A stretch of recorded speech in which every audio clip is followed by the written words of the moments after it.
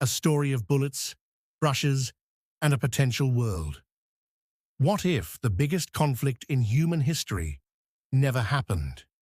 What if one of the most sinister names in our history had never gained notoriety? Before the swastika, before the gas chambers, before the craziness, what if Adolf Hitler had just become into an artist? It all begins with a letter of rejection. In 1907, a 19-year-old young artist from Linz, Austria, named Adolf Hitler, stood in front of the lavish doors of Vienna's Academy of Fine Arts. His heart pounded as he handed in his portfolio, which was filled with watercolors, architectural sketches, and wide-angle views of European cityscapes. He had no contingency plan. His interest was not limited to art. It was his identity, his future. But the judges of the Academy were not impressed. They turned him down twice.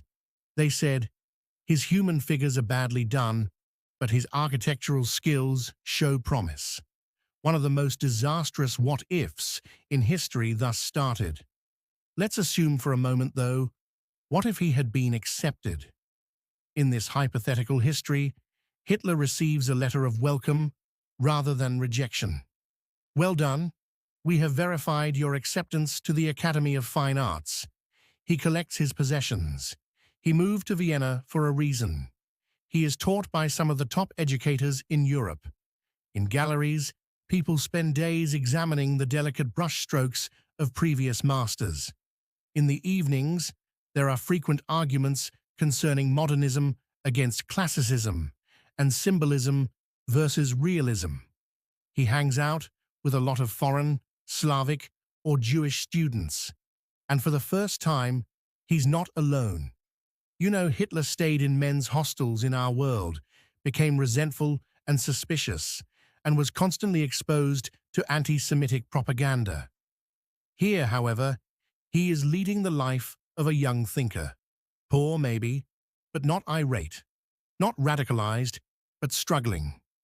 Instead of humans, canvas is the source of his annoyance in this world. He receives praise and encouragement in addition to corrections, criticisms, and challenges. As time passes, he becomes normal. However, he also makes no effort. Now zoom out. The First World War continues to erupt in 1914. But in this version, Hitler does not enroll. He is absorbed in his academics rather than nationalism. Alternatively, trauma does not alter someone if he serves. Our chronology claims that Hitler's World War I experiences, betrayal, humiliation, and rage, influenced his outlook on life. He was obsessed with getting even. But in this parallel realm, their flames never extinguish. There is no vicious hatred toward Jews and Marxists, no stab-in-the-back myth, and no belief that fate would preserve Germany.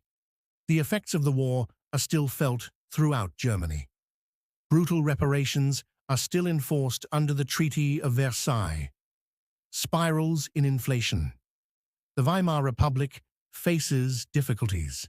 Hitler, however, did not use this misery as a weapon. No loud speeches at beer halls in Munich. In a jail cell, no Mein Kampf was penned. No Nazi party using the promise of glory and blood to gain power. What would happen to fascism if Hitler didn't exist? It's crucial to keep in mind that fascism was not created by Hitler. Mussolini was already in Italy. In Europe, authoritarianism was on the rise. Hitler, however, made fascism a worldwide fire. He possessed a message that transformed shame into hatred, a legendary personal story, and a theatrical presence that others lacked. In his absence, the Nazi Party is probably a fringe organization, though it might lean more toward a conventional military dictatorship than racial extermination. Germany might nonetheless turn right. The Holocaust, perhaps? That doesn't occur. Historical erasures have given way to new generations. There would also be no worldwide reckoning if not for the Holocaust, no Nuremberg trials, not never again. However, it's also not Israel as we know it. There is much less of the moral urgency that fueled the creation of the Jewish state in 1948. Subtly, or perhaps dramatically, the Middle East's geopolitical map changes. We ought to stay in Europe. Does the failure of Hitler to gain power lead to World War II? Perhaps not. Perhaps the battle will die without the Nazi fuel. In 1939, Poland was not invaded, not the London Blitz. There was no fighting on the East or West fronts, no Stalingrad, no D-Day. Instead, we might see more little regional battles. Italy and Japan may have unique imperial aspirations, but they are not united. They are isolated. The devastation brought about by a 6-year war that killed 70 million people never comes to pass. But what about the United States? Without the attack on Pearl Harbor and Hitler's declaration of war, the United States most likely maintains its neutrality, the absence of the arsenal of democracy.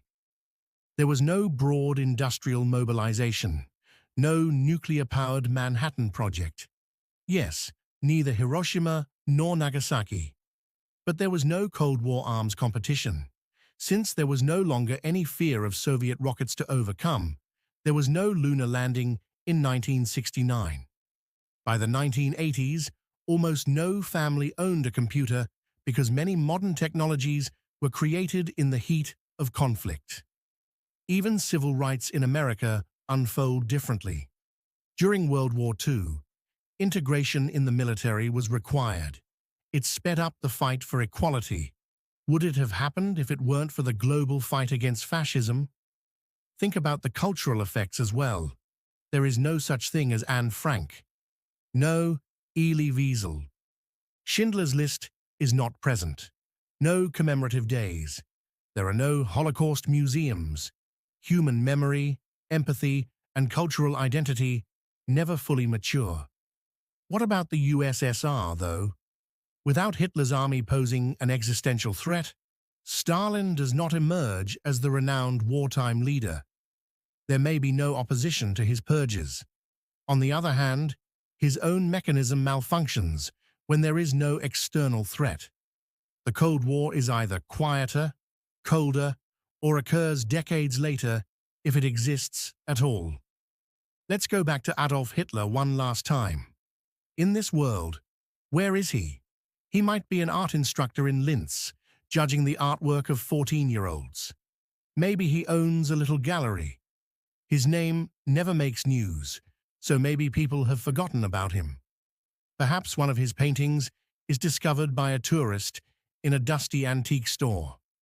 A bridge across the Danube and a calm downtown street, bearing the plain sign, A. Hitler, 1923. They hesitate, not realizing that this was the strike that rescued the planet from being on the brink of destruction. History is not fate, it's a choice. Just one letter, one denial. One route was not followed. We prefer to believe that there must be some atrocities and that bad guys are unavoidable. What if they aren't, though? What if history is brittle, disorderly, and terribly avoidable at times? Thus, the next time you hear someone claim that art is unimportant, the world cannot be changed by one person. Why is imagination useful? Share this tale with them. Art could have saved the world in 1907. For more captivating tales, please hit the like button and subscribe if you liked this video. Remember to leave a comment below with your thoughts. Until next time, continue exploring the untold alternatives of history with dystopia.